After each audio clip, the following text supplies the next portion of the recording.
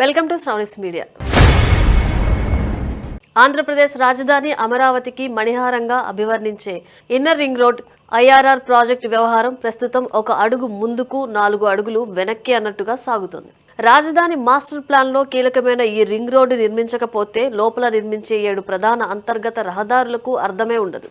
అయితే ఈ ప్రాజెక్టు పట్టాలెక్కడం అనుకున్నంత సులభం కాదు. దీని వెనుక ఆర్థిక, సామాజిక, రాజకీయ చిక్కుముళ్లు చాలానే ఉన్నాయి. అమరావతి కోర్ క్యాపిటల్ చుట్టూ 97.5 కిలోమీటర్ల పొడవున 8 నుండి 12 వరుసలతో నిర్మించే యాక్సెస్ కంట్రోల్డ్ ఎక్స్ప్రెస్ వే ఇది. రాజధానిలోని 29 గ్రామాలతో పాటు అసెంబ్లీ, సెక్రటేరియట్ వంటి కీలక ప్రాంతాలను కలుపుతూ విజయవాడ, గుంటూరు నగరాలకు బైపాస్ గా ఇది పనిచేస్తుంది. సుమారు 25,000 కోట్ల భారీ వ్యయంతో ఈ ప్రాజెక్టు నిర్మిస్తున్నారు.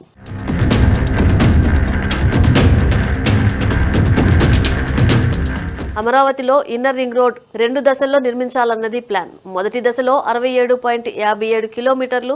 ఈ దశ 28 గ్రామాల మీదుగా సాగుతుంది. రెండో దశ 28.68 కిలోమీటర్లు. 2019-2024 మధ్య కాలంలో 3 రాజధానుల ప్రతిపాదన వల్ల ఐఆర్ఆర్ ప్రాజెక్టు అటకెక్కింది.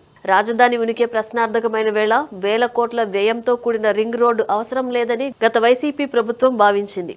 దీంతో ఈ ప్రాజెక్టు అటకెక్కింది కూడా.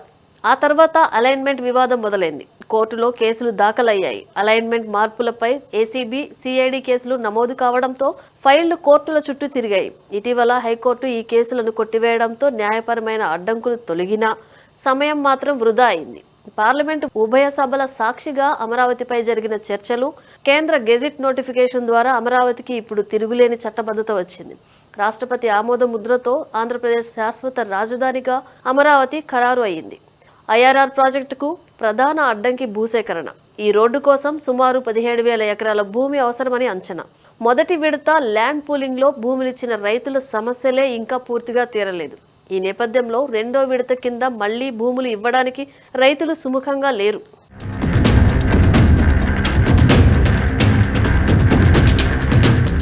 భూసేకరణ చట్టం కింద పరిహారం చెల్లించాలంటే ప్రభుత్వ ఖజానాపై మోయలేనంత భారం పడుతుంది.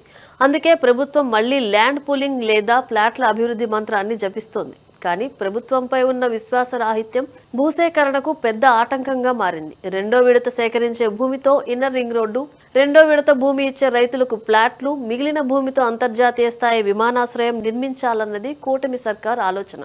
అమరావతి ఇన్నర్ రింగ్ రోడ్డు సాధ్యం కావాలంటే కేవలం రాష్ట్ర ప్రభుత్వ సంకల్పం సరిపోదు. రైతులు, కేంద్ర ప్రభుత్వ సహకారం కూడా కావాల్సిందే.